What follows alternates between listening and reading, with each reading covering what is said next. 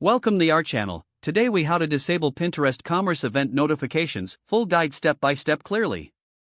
To disable Pinterest commerce event notifications, start by logging into your Pinterest account. Once logged in, navigate to the settings menu by clicking on your profile icon in the top right corner. From the drop-down menu, select settings. In the settings menu, scroll down to find the notifications section. Click on Notifications to access your notification preferences. Look for the subsection labeled Commerce Notifications. Within this section, you will see various options for event notifications. Uncheck the boxes next to the notifications you wish to disable. This may include options like product pins, checkout, and order updates. Once you have made your selections, scroll to the bottom of the page. Click on the Save button to confirm your changes. You will receive a confirmation message indicating that your settings have been updated. Return to your Pinterest homepage to ensure your changes have taken effect. Your commerce event notifications are now successfully disabled. If the page does not load, refresh the browser or try again in a private or incognito window. Make sure you are using the correct email address, then retype it carefully to avoid small typos. If your password is not accepted, use the reset option and create a new strong password you can remember.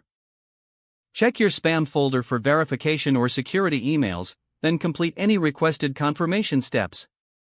Enable two-factor authentication if available to improve account security and reduce unauthorized access risk. After signing in, review your profile details so your contact information and settings are accurate and current. If you see an error message, note it down and try again after restarting your device and internet connection.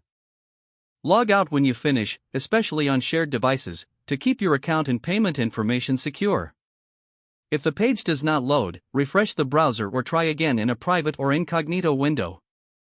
Make sure you are using the correct email address, then retype it carefully to avoid small typos.